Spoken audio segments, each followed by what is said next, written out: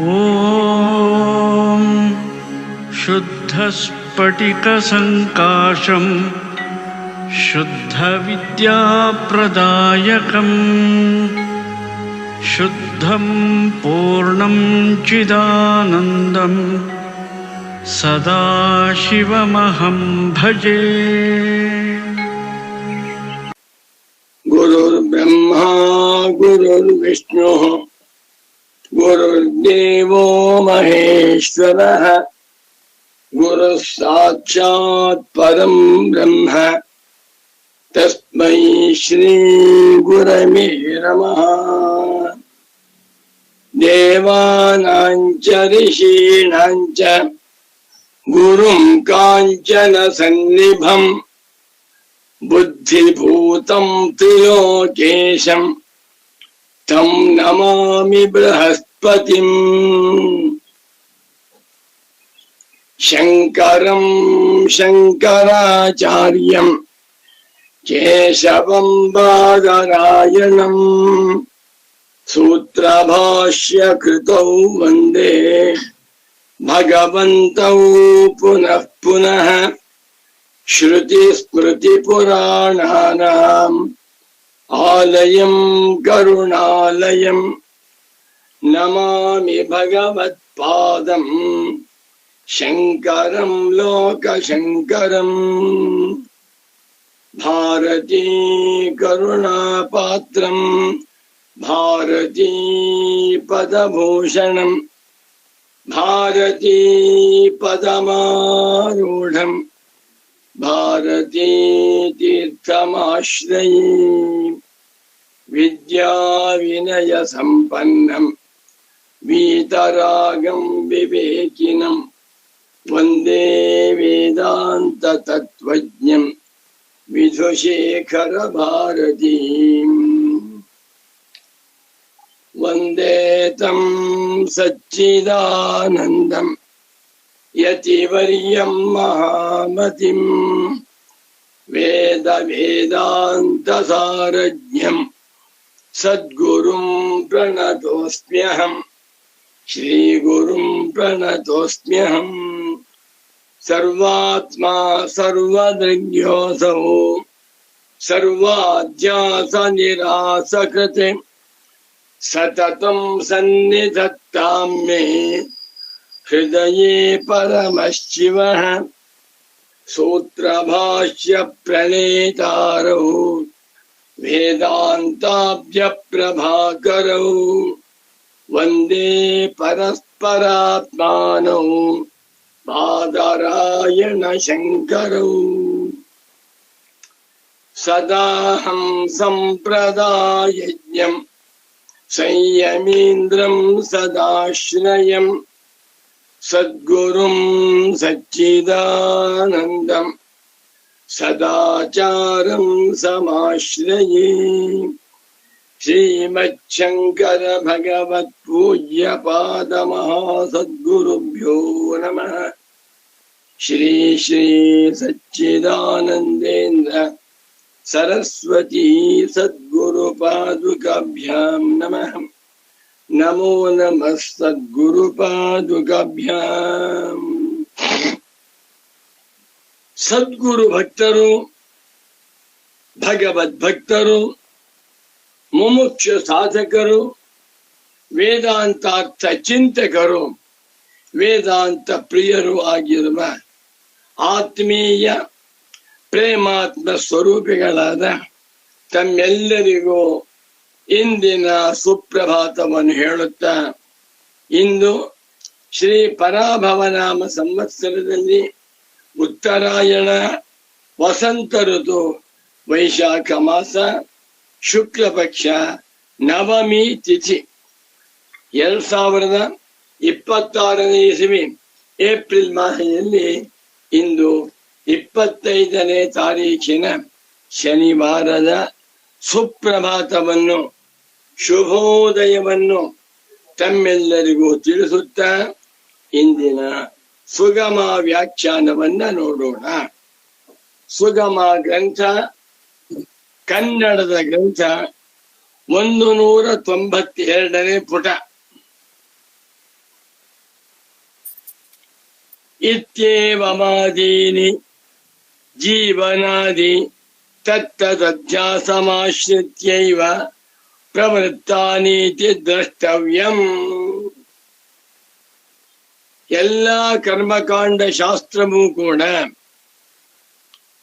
ಜೀವನಾದಿ ಅಧ್ಯಾಸವನ್ನಾಶ್ರಯ ಮಾಡಿಕೊಂಡೇ ಪ್ರವೃತ್ತಾನಿ ಹೊರಟಿವೆ ಎಂದು ದ್ರಷ್ಟವ್ಯಂ ತಿಳ್ಕೊಂಡ್ವಿ. ಇವತ್ತು ವಿಷಯ ತುಂಬಾ ಚೆನ್ನಾಗಿದೆ. ನಚ ಏತಾನಿ ವಚನಾನಿ ಬ್ರಾಹ್ಮಣ್ಯಾದೇಹೇ ಪರಮಾರ್ಥ ಸತ್ಯತಾಂ ಪ್ರತಿಪಾದಯಿತುಂ ಪ್ರವೃತ್ತಾನಿ ಚಿಂತರಿಹಿ ಯಥಾ ಪ್ರಾಪ್ತಮೇವ ಬ್ರಾಹ್ಮಣ್ಯಾದಿ ಅಸ್ತಿತ್ವಂ ಉಪಾದಾಯ ತತ್ತತ್ಕರ್ಮ ವಿದಧತಿ ವಿದಧಾತಿ ವಿಧತ್ತಃ ವಿದಧತಿ ಬಹುವಚನ. ದುಧಾಧಾರಣ ಪೋಷಣೆಯೋ ಎನ್ನುವ ಉಭಯಪದಿ ಧಾತುವಿನಿಂದ ಉಂಟಾಗಿರುವ ಪರಸ್ಪೈಪದಿ ಲಟ್ಲಕಾರದ ಪ್ರಥಮ ಪುರುಷದಲ್ಲಿ ಬಹುವಚನ ರೂಪ ವಿದಧತಿ. ಇದೆಂತ ಒಳ್ಳೆಯ ಪಾಯಿಂಟ್. ಇದನ್ನು ಪ್ರಶ್ನೆ ಹಾಕೋತಾ ಇದ್ದಾರೆ ಪೂಜ್ಯ ಸದ್ಗುರುಗಳು. ಕರ್ಮಕಾಂಡ ಶಾಸ್ತ್ರ ಏಕೆ ಇದು ಸುಳ್ಳಾಗಿರುವಂತ ವರ್ಣ ಆಶ್ರಮ ವಯಃ ಅವಸ್ಥೆ ಮುಂತಾಗಿರುವ ಭೇದವನ್ನ ಹೇಳ್ತಾ ಇದೆ? ಅದೆಲ್ಲ ಸುಳ್ಳಲ್ವೇ?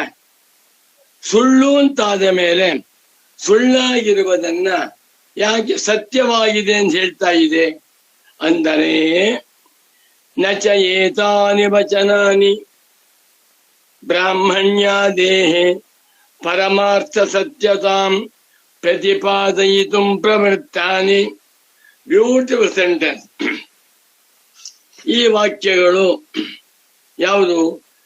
ಬ್ರಾಹ್ಮಣೋ ಯಜೇತ ಗೃಹಸ್ಥಃ ಸದೃಶೀಂ ಭಾರ್ಯಾಂ ವಿಂದೇತೆ ಅಷ್ಟವರ್ಷಂ ಬ್ರಾಹ್ಮಣಮುಪನಯೀತ ಕೃಷ್ಣಕೇಶಃ ಅಗ್ನೇನಾದಧೀತ ಇತ್ಯಾದಿ ವಾಕ್ಯಗಳು ಬ್ರಾಹ್ಮಣ್ಯಾದಿಗಳನ್ನ ಪರಮಾರ್ಥ ಸತ್ಯವೆಂದು ಪ್ರತಿಪಾದನೆ ಮಾಡುವುದಕ್ಕಾಗಿ ಹೊರಟಿಲ್ಲ. ಎಲ್ಲಿಯೂ ವೇದದಲ್ಲಿ ಬ್ರಾಹ್ಮಣ್ಯಂ ಪರಮಾರ್ಥತಃ ಸತ್ಯಂ, ವರ್ಣಃ ಪರಮಾರ್ಥತಃ ಸತ್ಯಂ, ಆಶ್ರಮಃ ಪರಮಾರ್ಥತಃ ಸತ್ಯಂ ಅಂತ ಹೇಳಿಲ್ಲ. ಹೇಗೆ ಪರಬ್ರಹ್ಮವನ್ನು ಹೇಳುವಾಗ ಪರಬ್ರಹ್ಮವನ್ನ ಸತ್ಯ ಅಂತ ಹೇಳುತ್ತದೆಯೋ ಆ ರೀತಿಯಲ್ಲಿ ಬ್ರಾಹ್ಮಣ್ಯಾದಿಗಳನ್ನ ಪರಮಾರ್ಥ ಸತ್ಯವೆಂದು ಪ್ರತಿಪಾದನೆ ಮಾಡುವುದಕ್ಕಾಗಿ ಈ ವಾಕ್ಯಗಳು ಹೊರಟಿಲ್ಲ. ಕಿಂತರ್ಹಿ ಮತ್ತೇನೆಂದರೆ, ಯಥಾಪ್ರಾಪ್ತಮೇವ ಬ್ರಾಹ್ಮಣ್ಯಾದಿ ಅಸ್ತಿತ್ವ ಉಪಾದಾಯ, ಎಲ್ಲರೂ ತಿಳಿದಿರುವಂತೆ ಯಥಾಪ್ರಾಪ್ತಮಂದಿರು ಆಸ್ ಈಸ್ ವೆಲ್ ನೋನ್, ಲೋಕದಲ್ಲಿ ಪ್ರಸಿದ್ಧವಾಗಿರುವಂತೆ ಬ್ರಾಹ್ಮಣ್ಯವೇ ಮುಂತಾದ ಅಸ್ತಿತ್ವವನ್ನ ಇಟ್ಕೊಂಡು ಹೊರಟಿದೆಯೇ ಹೊರತುವೆ ಅದನ್ನ ಬ್ರಾಹ್ಮಣ್ಯವನ್ನ ಸತ್ಯವೆಂದು ಪ್ರತಿಪಾದನೆ ಮಾಡುವುದಕ್ಕಾಗಿ ಹೊರಟಿಲ್ಲ. ಆದ್ದರಿಂದ ಶಾಸ್ತ್ರದಲ್ಲಿ ಯಾವ ದೋಷವೂ ಇಲ್ಲ. ಬಹಳ ಚೆನ್ನಾಗಿದೆ. ಅತಃ ಆದ್ದರಿಂದ ನಿರ್ದೋಷಸ್ಯ ಶಾಸ್ತ್ರಸ್ಯ ಕಥಂ ಅವಿದ್ಯಾವತ್ ಪುರುಷಾಶ್ರಯತ್ವಂ ಕಥಂ ವಾ ಅವಿದ್ಯಾ ಪ್ರದರ್ಶಿತ ಕ್ರಿಯಾ ಕಾರಕ ಫಲ ಬೋಧಕತ್ವಮಿತಿ ಶಂಕಾಯಾಹ ನಾವಸರಃ. ಎಂಥ ಸೊಗಸಾದ ಮಾತು! ಸಚ್ಚಿದಾನಂದೇಂದ್ರ ಸರಸ್ವತಿ ಸ್ವಾಮೀಜಿಯವರು ಸಾಕ್ಷಾತ್ ಪರಮಾತ್ಮನ ಸ್ವರೂಪರು ಎನ್ನುವುದಕ್ಕೆ ಈ ವಾಕ್ಯ ಉದಾಹರಣೆಯಾಗಿದೆ.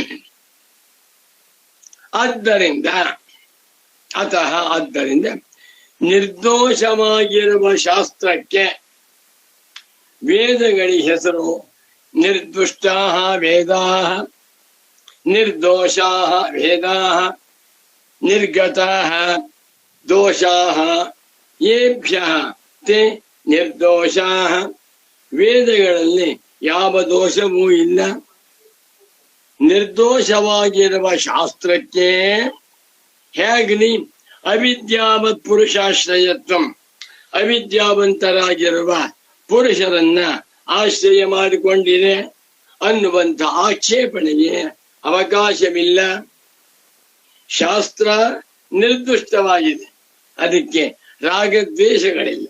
ಇಂಥ ವೇದಶಾಸ್ತ್ರ ಹೇಗೆ ಅವಿದ್ಯಾವಂತರ ಕುರಿತು ಉಪದೇಶ ಮಾಡ್ತಾ ಇದೆ ಅಂತ ಆಕ್ಷೇಪಣೆ ಮಾಡಬಾರ್ದು. ಅಥವಾ ಕಥಂ ವಾ ಅವಿದ್ಯಾ ಪ್ರದರ್ಶಿತ ಕ್ರಿಯಾ ಕಾರಕ ಫಲ ಬೋಧಕತ್ವಂ, ಈ ಕ್ರಿಯಾ ಕಾರಕ ಫಲ, ಈ ಸಂಸಾರ ಇದೆಲ್ಲವೂ ಅವಿದ್ಯಾ ಕಲ್ಪಿತ, ಅವಿದ್ಯಾ ಪ್ರದರ್ಶಿತ, ಅವಿದ್ಯೆಯಿಂದ ತೋರಿಸಲ್ಪಟ್ಟ, ಅವಿದ್ಯೆಯಿಂದ ಕಲ್ಪಿಸಲ್ಪಟ್ಟಂಥ ಕ್ರಿಯಾ ಕಾರಕ ಕರ್ಮ ಫಲ. ಇಂಥ ಕರ್ಮವನ್ನ ಮಾಡು, ಇಂಥ ಫಲವಾಗುತ್ತೆ ಅಂತ ಹೇಳ್ತಾ ಇದ್ದೆ. ಇದು ಅವಿದ್ಯಾ ಕಲ್ಪಿತ ವ್ಯವಹಾರ.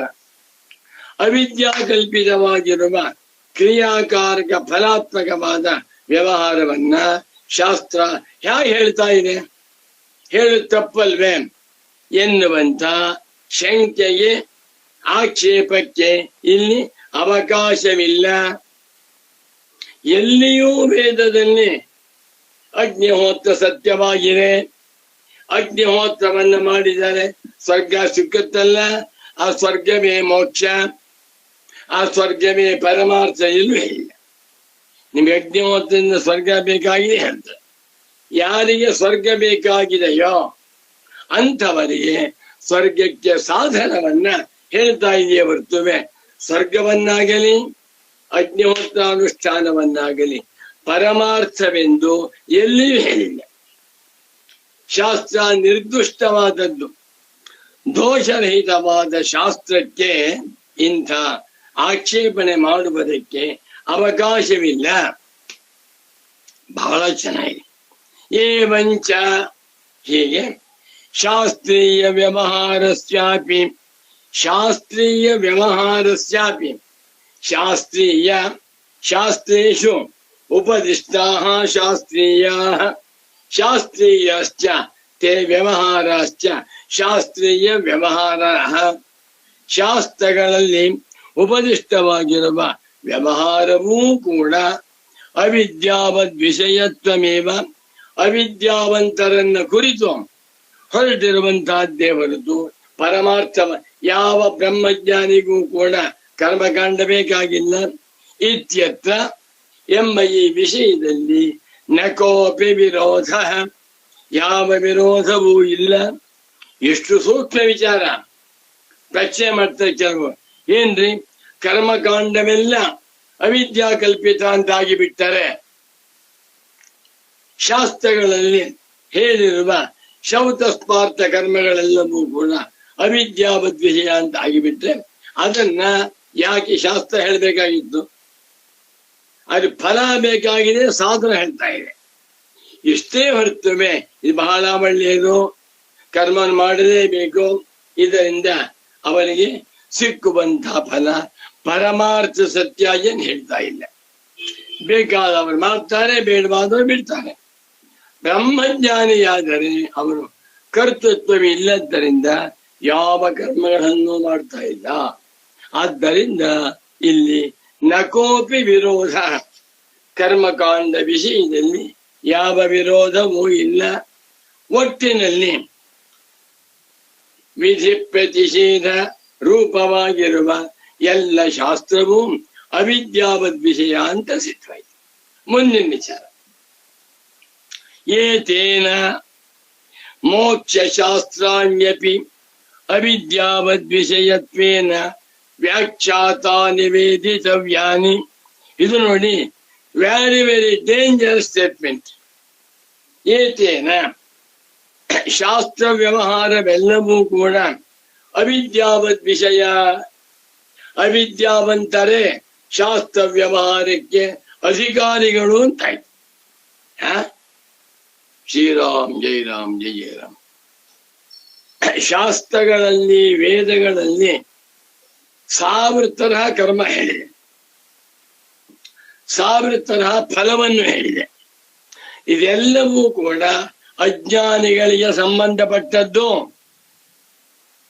ಅಜ್ಞಾನಿಗಳೇ ಕರ್ಮಗಳಿಗೆ ಅಧಿಕಾರಿಗಳು. ಒಂದು ಏತೇನ ಹೀಗೆ ಹೇಳಿದ್ದರಿಂದ ಮೋಕ್ಷ ಶಾಸ್ತ್ರಾಣ್ಯಪಿ, ಮೋಕ್ಷ ಶಾಸ್ತ್ರಾಣಿ ಬಹುವಚನ, ಮೋಕ್ಷಸ್ಯ ಶಾಸ್ತ್ರಾಣಿ, ಮೋಕ್ಷ ಶಾಸ್ತ್ರಾಣಿ, ಮೋಕ್ಷವನ್ನ ಉಪದೇಶ ಮಾಡುವಂತಹ ಶಾಸ್ತ್ರಗಳು ಬಹುವಚನ. ಯಾವುದು? ಭಗವದ್ಗೀತಾ, ಈಶಾವಾಸ್ಯ, ಕೇನ, ಮುಂಡಕ, ಕಾಟಕ, ಪ್ರಶ್ನ, ಐತರೇಯ, ತೈತ್ರಿಯ, ಛಾಂದೋಗ್ಯ, ಬೃಹದಾರಣ್ಯಕ, ಶ್ವೇತಾಶ್ವತರ, ಬ್ರಹ್ಮಸೂತ್ರ, ಶಾಂಕರ ಭಾಷ್ಯ ಇಷ್ಟಿದೆ. ಇವತ್ತು ವೇದಾಂತ ಶಾಸ್ತ್ರ ಟನ್ಗಟ್ಟಲೆ ಇದೆ, ಲಕ್ಷಾಂತರ ಗ್ರಂಥಗಳಿವೆ. ಇದೆಲ್ಲವನ್ನು ಮೂಟೆ ಕಟ್ಟಿಬಿಟ್ಟು ಅದಕ್ಕೆ ಹೆಸರು ಮೋಕ್ಷ ಶಾಸ್ತ್ರಾಣಿ. ಮೋಕ್ಷ ಪ್ರಾಪ್ತಿ ಏನ್ ಮಾಡಬೇಕು? ಆತ್ಮಜ್ಞಾನವನ್ನು ಮಾಡ್ಕೋಬೇಕು. ಆತ್ಮಜ್ಞಾನ ಪ್ರಾಪ್ತಿ ಏನ್ ಮಾಡಬೇಕು? ವೇದಾಂತ ಶ್ರವಣವನ್ನ ಮಾಡಬೇಕು. ಶ್ರವಣ ಮಾಡಿದ್ದು ಅರ್ಥವಾಗ್ಬೇಕಾದ್ರೆ ಏನ್ ಮಾಡ್ಬೇಕು? ಚಿತ್ತ ಶುದ್ಧಿ ಹೊಂದಬೇಕು. ಚಿತ್ತ ಶುದ್ಧಿ ಏನ್ ಮಾಡ್ಬೇಕು? ಸದ್ಗುರು ಸೇವಾ, ಆಚಾರ್ಯೋಪಾಸನ, ಮುಮುಕ್ಷುತ್ವ, ಬೇಕಾದಷ್ಟಿದೆ. ಇದೆಲ್ಲಕ್ಕೂ ಒಂದು ಹೆಸರು ಮೋಕ್ಷ ಶಾಸ್ತ್ರಾಣಿ. ಮೋಕ್ಷಕ್ಕೆ ಸಂಬಂಧಪಟ್ಟಂಥ ವಿಚಾರಗಳನ್ನ ತಿಳಿಸುವಂತಹ ಶಾಸ್ತ್ರ ಇದು. ಪುರಾಣಗಳು ಇರಬಹುದು, ಮಹಾಭಾರತವೂ ಇರಬಹುದು. ಮೋಕ್ಷ ಶಾಸ್ತ್ರಾಣಿ ಅಪಿ, ಈವನ್ ಮೋಕ್ಷ ಶಾಸ್ತ್ರಾಸ್ ಅವಿದ್ಯಾವದ್ ವಿಷಯಾಣ್ಯೇವ, ಇದು ಕೂಡ ಅವಿದ್ಯಾವಂತರಂತೆ ಇಟ್ಕೊಂಡು ಹೊರಟಿವೆ ಎಂದು ವ್ಯಾಖ್ಯಾತ ನಿವೇದಿತವ್ಯಾನಿ, ವ್ಯಾಖ್ಯಾನ ಮಾಡಿದಂತೆ ಆಯಿತು ಅಂತ ತಿಳ್ಕೊಂಡಿದೆ.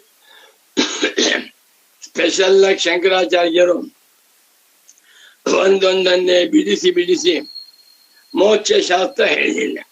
ನಾವು ಅರ್ಥ ಮಾಡ್ಕೋಬೇಕು. ಮೋಕ್ಷ ಶಾಸ್ತ್ರಗಳು ಕೂಡ ಅವಿದ್ಯಾವಂತರ ವಿಷಯವೇ ಆಗಿವೆ ಎಂದು ವ್ಯಾಖ್ಯಾತಾನಿ ಶಂಕರರಿಂದ ವ್ಯಾಖ್ಯಾನ ಮಾಡಲ್ಪಟ್ಟಂತೆ ಆಯಿತು ಎಂದು ವೇದಿತವ್ಯಾನಿ ತಿಳ್ಕೊಂಡಿರು. ಎಷ್ಟು ಅಪಾಯ ನೋಡಿ. ಸಾಮಾನ್ಯ ಲೌಕಿಕ ಜನ ಮಾಡುತ್ತಿರುವ ಎಲ್ಲಾ ವ್ಯವಹಾರಗಳು ಅವಿದ್ಯಾವದ್ವಿಯ. ಬೆಳಿಗ್ಗೆ ಹೇಳ್ತಾರೆ, ಮುಖ ತೊಡ್ಕೋತಾರೆ, ಕಾಫಿ ಕುಡಿತಾರೆ, ತಿಂಡಿ ತಿಂತಾರೆ, ಸ್ನಾನ ಮಾಡ್ತಾರೆ, ಒಳ್ಳೆ ಬಟ್ಟೆ ಹಾಕೋತಾರೆ, ಕಾರಿನ ಆಫೀಸ್ಗೆ ಹೋಗ್ತಾರೆ, ಸಂಪಾದನೆ ಮಾಡ್ತಾರೆ, ಮನೆ ಕಟ್ಕೋತಾರೆ.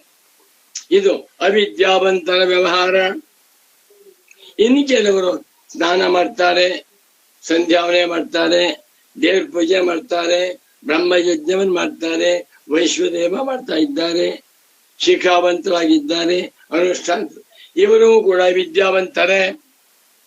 ಇನ್ನು ಸ್ವಲ್ಪ ಉತ್ತಮಾಧಿಕಾರಿಗಳಾದ್ರೆ ಅಧ್ಯಯನ, ಅಧ್ಯಾಪನ, ಯಜನ, ಯಾಜನ, ದಾನ, ಪ್ರತಿಗ್ರಹ, ಅಗ್ನಿಹೋತ್ರ, ಶೌತ ಸ್ಪಾರ್ಥ ಕರ್ಮಾನುಷ್ಠಾನಗಳು ಎಷ್ಟಿದೆ. ಆಮೇಲೆ ಸೋಮಯಾಗ ಎಲ್ಲ ಮಾಡ್ತಾರೆ. ಅವರು ಕೂಡ ವಿದ್ಯಾವಂತರೇ, ಅಲ್ಲಿವೇನು ಪರವಾಗಿಲ್ಲ. ಅದೇ ರೀತಿಯಲ್ಲಿ ಒಬ್ಬ ಜಿಜ್ಞಾಸುವಿದ್ದಾನೆ, ಅವನು ಕರ್ಮಕಾಂಡಕ್ಕೆ ಹೋಗ್ತಾ ಇಲ್ಲ. ಚಿಕ್ಕ ವಯಸ್ಸಿನಲ್ಲಿಯೇ ಉಪನೀತನಾಗಿ ಸನ್ಯಾಸಿಯಾಗಿ ವೇದಾಂತ ಓದ್ತಾ ಇದೆ. ಈ ಸಂಸಾರವೆಲ್ಲ ಬೇಡಪ್ಪ, ಈ ಸಂಸಾರ ಚಕ್ರದಿಂದ ನಾನು ನನ್ನನ್ನು ತಪ್ಪಿಸಿಕೊಂಡು ಜೀವನ್ಮುಕ್ತನಾಗಬೇಕು ಅಂತ ಆತ್ಮಜ್ಞಾನಕ್ಕೆ ಪ್ರಯತ್ನ ಮಾಡ್ತಾನೆ. ಅವನೇ ಮಾಡ್ತಾನೆ, ಗುರು ಹತ್ರ ಹೋಗ್ತಾನೆ, ಗುರು ಸೇವೆ ಮಾಡ್ತಾ ಇದ್ದಾನೆ, ಸದ್ಗುರುಗಳಿಂದ ವೇದಾಂತ ಗ್ರಂಥಗಳನ್ನೆಲ್ಲ ಓದ್ತಾ ಇದ್ದಾನೆ, ಬ್ರಹ್ಮಸೂತ್ರ ಭಾಷ್ಯವನ್ನು ಅಧ್ಯಯನ ಮಾಡ್ತಾ ಇದ್ದಾನೆ. ಇವನು ಅವಿದ್ಯಾವಂತನೇ. ಇದು ತಪ್ಪಲ್ವೇ? ಅವನು ಬುದ್ಧಿವಂತನೋ ದಡ್ಡನೋ? ಇವನು ದಡ್ಡ. ಯಾರು? ಮೋಕ್ಷವಾಗಿರುವಂಥವನು. ಏನ್ ಸ್ವಾಮಿ ಇವನನ್ನು ದಡ್ಡ ಅಂತ ಹೇಳ್ತಾ ಇದ್ದೇವಲ್ಲ ನಾವು. ಇವನ ಮನಸ್ಸಿನಲ್ಲಿ ನಾನು ಸಂಸಾರಿ, ನನಗೆ ಜ್ಞಾನವಿದೆ, ನನಗೆ ದುಃಖವಿದೆ, ನಾನು ಆತ್ಮಜ್ಞಾನವನ್ನು ಪಡ್ಕೊಂಡು ಅಜ್ಞಾನವನ್ನು ಕಳ್ಕೊಂಡು ಮೋಕ್ಷವನ್ನ ಹೊಂದಬೇಕು ಅಂತ ಮಾಡ್ಕೊಂಡಿದ್ದಾನೆ. ಇದು ಅವಿದ್ಯೆಯಲ್ಲವೇ? ನಿಜವಾಗಿ ಸಂಸಾರಿಯಲ್ಲ, ಸಂಸಾರಿತ್ವ ಇಲ್ವೇ ಇಲ್ಲ. ಗುರು ಬ್ರಹ್ಮ ಶಿಷ್ಯ ಎನ್ನುವ ಭೇದವಿಲ್ಲ. ಈಶ್ವರೋ ಗುರುರಾತ್ಮೇತಿ ಮೂರ್ತಿ ಭೇದ ವಿಭಾಗಿನಿ ವ್ಯೋಮವದ್ವ್ಯಾಪ್ತ ದೇಹಾಯ ದಕ್ಷಿಣಾಮೂರ್ತಯೇ ನಮಃ. ನಾನು ಶಿಷ್ಯ, ಇವರು ಗುರುಗಳು, ನಾನು ಸಣ್ಣವನು, ಇವರು ದೊಡ್ಡವನು, ನಾನು ಅಜ್ಞಾನಿ, ಇವರು ಸುಜ್ಞಾನಿ, ನಾನು ಅವಿದ್ಯಾವಂತ, ಇವರು ವಿದ್ಯಾವಂತ ಅಂತ ಮಾಡ್ಕೊಂಡಿದ್ದಾನಲ್ಲ. ಇದು ಅಜ್ಞಾನವೋ ವಿಜ್ಞಾನವೋ? ಅಜ್ಞಾನವೇ. ಜ್ಞಾನ ಉಂಟಾದ ಬಳಿಕ ನ ನಿರೋಧೋ ನ ಚೋತ್ಪತ್ತಿ ನ ಬದ್ಧೋ ನ ಚ ಸಾಧಕ ನ ಮುಮುಕ್ಷು ನ ವೈ ಮುಕ್ತ ಇತ್ಯೇಷ ಪರಮಾರ್ಥತ ಯತ್ತತ್ವಸ್ಯ ಸರ್ವಮಾತ್ಮೈವಾಭೂತ್ ತತ್ರ ಕೇನ ಕಂ ಪಶ್ಯೇತಿ. ಬ್ರಹ್ಮಜ್ಞಾನಿಯಾಗಿ ಬಿಟ್ಟರೆ ಅಲ್ಲಿ ದ್ವೈತವೇ ಇಲ್ಲ. ಇವನ್ ದ್ವೈತ ಕೂತ್ಕೊಂಡಿದ್ದಾನೆ. ಆದ್ದರಿಂದ ಮೋಕ್ಷ ಶಾಸ್ತ್ರಾಂಜಪಿ, ಮೋಕ್ಷ ಶಾಸ್ತ್ರಗಳೂ ಕೂಡ ಅವಿದ್ಯಾವದ್ ವಿಷಯಾಣ್ಯೇವ, ಅವಿದ್ಯಾವಂತರನ್ನೇ ವಿಷಯವನ್ನಾಗಿ ಮಾಡಿಕೊಂಡಿದೆ. ಉದಾಹರಣೆ ಕೊಡ್ತೇನೆ. ಶೇಂಗಾ ಬೀಜ, ತೆಂಗಿನಕಾಯಿ, ಬೆಲ್ಲ, ಸಕ್ಕರೆ, ಹುಣಸೆ ಹಣ್ಣು, ತುಳಿಬೇಳೆ. ಇದ್ರ ವ್ಯಾಪಾರ ಮಾಡೋರು ಯಾರು? ಅವಿದ್ಯಾವಂತರು. ಯಾಕೆ? ನಮಗೆ ಹೊಟ್ಟೆ ಇದೆ, ಹಸುವಾಗ್ತಾ ಇದೆ, ತಿನ್ಬೇಕು ಅಂತ. ಇನ್ನು ಶಾಸ್ತ್ರೀಯ ಕರ್ಮಾನುಷ್ಠಾನವನ್ನ ಮಾಡುವಂತ, ಇವತ್ತು ಅಮಾವಾಸ್ಯೆ ಬಂತು, ತರ್ಪಣ ಕೊಡ್ಬೇಕು, ಇವತ್ತು ಪೌರ್ಣಮಾಸ್ಯ ಬಂತು, ಇಷ್ಟೇ ಮಾಡ್ಬೇಕು, ಏಕಾದಶಿ ಬಂತು, ಉಪವಾಸ ಮಾಡ್ಬೇಕು, ಮಾಡ್ತಾನಲ್ಲ, ಇವನು ದಡ್ಡ. ಇನ್ನು ನಾವು ಗುರು ಹತ್ರಕ್ಕೆ ಹೋಗ್ಬೇಕು, ಪಾಠ ಓದ್ಬೇಕು, ಅಜ್ಞಾನವನ್ನು ಕಳ್ಕೊಂಡು ಬ್ರಹ್ಮಜ್ಞಾನವನ್ನ ಹೊಂದಿ ಮೋಕ್ಷವನ್ನ ಸಂಪಾದನೆ ಮಾಡ್ಕೊಳ್ಬೇಕು ಅಂತಿದ್ದಾನಲ್ಲ, ಇವನು ಡಿಟೋ. ಯಾಕೆ? ಅಜ್ಞಾನ ಸ್ಥಿತಿಯಲ್ಲಿಯೇ ಸಾಧಕ, ಸಿದ್ಧ, ಶಾಸ್ತ್ರ. ಹೌದಾ? ಜ್ಞಾನವಾಗಿ ಬಿಟ್ಟರೆ ತತ್ವಮಸ್ಯಾದಿ ವಾಕ್ಯೋತ್ಥ ಸಮ್ಯಗ್ಧಿ ಜನ್ಮ ಮಾತ್ರತಃ ಅವಿದ್ಯಾ ಸಹ ಕಾರ್ಯೇಣ ನಾಸ್ತಿ ನಾಸ್ತಿ ಭವಿಷ್ಯತಿ. ಬ್ರಹ್ಮಜ್ಞಾನಿಯಾದ ಮೇಲೆ ಅವನ ದೃಷ್ಟಿಯಿಂದ ಅವಿದ್ಯೆಯು ಹಿಂದೆಯೂ ಇರಲಿಲ್ಲ, ಈಗಲೂ ಇಲ್ಲ, ಮುಂದೆ ಇರಲಿ. ಬ್ರಹ್ಮಜ್ಞಾನಿಯ ನಿಶ್ಚಯವೇ ಬೇರೆ, ಸಾಧಕರ ನಿಶ್ಚಯವೇ ಬೇರೆ. ಅಧ್ಯಾತ್ಮ ಸಾಧಕರಾಗಿದ್ದರೆ, ಮುಮುಕ್ಷ ಸಾಧಕರಾಗಿದ್ದರೆ ನಾವು ಸುಳ್ಳು ಹೇಳ್ಬಾರ್ದು, ಮೋಸ ಮಾಡಬಾರ್ದು, ಅನ್ಯಾಯ ಮಾಡಬಾರ್ದು, ಅನಾಚಾರ ಮಾಡಬಾರ್ದು ಅಂತ ತಿಳ್ಕೊಂಡು ನಾವು ಜಪವನ್ನು ಮಾಡಬೇಕು, ವೇದಾಂತ ಓದ್ಬೇಕು, ಗುರು ಸೇವೆ ಮಾಡಿ ಬೇಕು, ಬೇಡ ಇಲ್ಲೂ ಅಂತ. ಅಜ್ಞಾನ ಸ್ಥಿತಿಯಲ್ಲಿ ಬೇಕು ಬೇದಗಳು ಉಂಟು. ಅಜ್ಞಾನ ಸ್ಥಿತಿಯಲ್ಲಿ ನಾನು ಅಜ್ಞಾನಿ, ಗುರುಗಳು ಬ್ರಹ್ಮಜ್ಞಾನಿ ಎನ್ನುವ ಭೇದ ಉಂಟು. ಈ ದೃಷ್ಟಿಯಿಂದ ಮೋಕ್ಷ ಶಾಸ್ತ್ರಾಣ್ಯಪಿ, ಮೋಕ್ಷವನ್ನ ಉಪದೇಶ ಮಾಡುವ ಶಾಸ್ತ್ರಗಳು ಅವಿದ್ಯಾವಂತ ವಿಷಯಾಣ್ಯೇವ, ಅವಿದ್ಯಾವಂತರನ್ನೇ ವಿಷಯವನ್ನಾಗಿ ಉಳ್ಳದ್ದಾಗಿವೆ. ಹಾಗಾದ್ರೆ ಬ್ರಹ್ಮಜ್ಞಾನಿ ಅಂತ ಯಾರು? ಇದು ಬಹಳ ಸೂಕ್ಷ್ಮ ವಿಚಾರ, ತುಂಬಾ ಆಳವಾದ ವಿಚಾರ. ಒಂದು ವಾಕ್ಯವನ್ನ ಭಗವತ್ಪಾದ ಶಂಕರಾಚಾರ್ಯರವರು ತಮ್ಮ ಬ್ರಹ್ಮಸೂತ್ರ ಭಾಷ್ಯದಲ್ಲಿ ರೆಕಾರ್ಡ್ ಮಾಡಿದ್ದಾರೆ. ಹಾಗಾದ್ರೆ ಬ್ರಹ್ಮಜ್ಞಾನಿ ಅಂದ್ರೆ ಯಾರು? ಆ ಬ್ರಹ್ಮಜ್ಞಾನಿಯ ನಿಶ್ಚಯ ಜ್ಞಾನ ಹೇಗಿದೆ ಎನ್ನುವುದನ್ನು ವಾಕ್ಯ. ವಾಕ್ಯವನ್ನು ಹೇಳ್ತೇನೆ ಕೇಳಿ. ಪೂರ್ವ ಸಿದ್ಧ ಕರ್ತೃತ್ವ ಭೋಕ್ತೃತ್ವ ವಿಪರೀತಂ ತಿಷ್ವಪಿ ಕಾಲೇಶು ಅಕರ್ತೃ ಅಭೋಕ್ತೃ ಬ್ರಹ್ಮೈವಾಹಮಸ್ಮಿ ನಾಹಂ ಭೂತಕಾಲೇ ವಾ ವರ್ತಮಾನಕಾಲೇ ವಾ ಭವಿಷ್ಯತ್ಕಾಲೇ ವಾ ಕರ್ತ ಭೋಕ್ತಾ ವಾ ಆಸಂ ಅಸ್ಮಿ ಭವಿಷ್ಯಾಮಿ ಇತ್ಯವಗಚ್ಚತಿ ಬ್ರಹ್ಮವಿತಿ. 4:1-13 ಬ್ರಹ್ಮಸೂತ್ರ ಶಾಂಕರ ಭಾಷ್ಯ. ಅವಶ್ಯವಾಗಿ ನೋಡಿ, ದಯವಿಟ್ಟು ಪ್ರತಿಯೊಬ್ಬರು ನೋಡ್ಬೇಕಿದ್ನ. ನಿಮ್ಮ ಹತ್ರ ಬ್ರಹ್ಮಸೂತ್ರ ಶಾಂಕರ ಭಾಷ್ಯ ಗ್ರಂಥ ಇದ್ರೆ ಅದು ಪರಮ ಪೂಜ್ಯ ಸಚ್ಚಿದಾನಂದೇಂದ್ರ ಸ್ವಾಮಿಗಳವರ ಪುಸ್ತಕ ಇರ್ಬೋದು, ಅಥವಾ ಸಂಸ್ಕೃತ ಲಿಪಿಯಲ್ಲಿ ಪ್ರಿಂಟ್ ಆದಂತ ಪುಸ್ತಕ ಇರ್ಬೋದು. ಬಾ ಜುಮ್ ಅನ್ಸುತ್ತೆ. ಏನರ್ಥ ಅದಕ್ಕೆ? ನಾನು ಹಿಂದೆಯೂ ಇಂದು ಮುಂದು ಎಂದೆಂದಿಗೂ ಕೂಡ ಸಂಸಾರಿಯಾಗಿರಲಿಲ್ಲ. ಯಾವಾಗ ನಾನು ಅಜ್ಞಾನವಿದೆ ಅಂತ ಅಂದ್ಕೊಂಡಿದ್ದಾಗ ಅಜ್ಞಾನ ಸ್ಥಿತಿಯಲ್ಲಿ ಸಂಸಾರಿ ಎಂದುಕೊಂಡಿದ್ದೇನೋ ಆಗಲೂ ನಾನು ಸಂಸಾರಿಯಾಗಿರಲಿಲ್ಲ. ದ್ವೈತ ಪ್ರಪಂಚ ಎನ್ನುವಂತಹದ್ದು ಹಿಂದೂ ಇಲ್ಲ, ಇಂದೂ ಇಲ್ಲ, ಮುಂದೂ ಇಲ್ಲ. ನಾನು ಜಿಜ್ಞಾಸು, ಇವನು ಬ್ರಹ್ಮಜ್ಞಾನಿ, ನಾನು ಮುಮುಕ್ಷು, ಇವರು ಮುಕ್ತರು, ನಾನು ಶಿಷ್ಯ, ಇವರು ಗುರು ಎನ್ನುವ ಭೇದವು ಯಾವಾಗಲೂ ಇಲ್ಲ.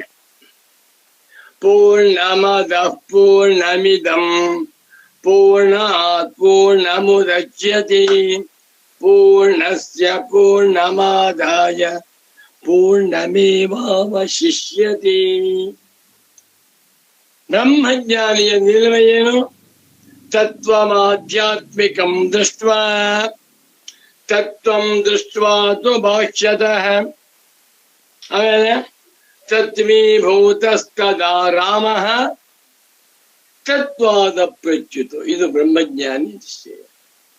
ಇಂಥ ಬ್ರಹ್ಮಜ್ಞಾನಿಯ ನಿಶ್ಚಯವನ್ನ ಶ್ರವಣ ಮಾಡಿ ನಾನೂ ಕೂಡ ಬ್ರಹ್ಮಜ್ಞಾನಿ ಆಗ್ಬೇಕು ಅಂತ ಹೊರಟಿದ್ದಾನಲ್ಲ ಜಿಜ್ಞಾಸು ಮುಮುಕ್ಷು, ಇವನೇನ್ ಮಾಡ್ತಾನೆ?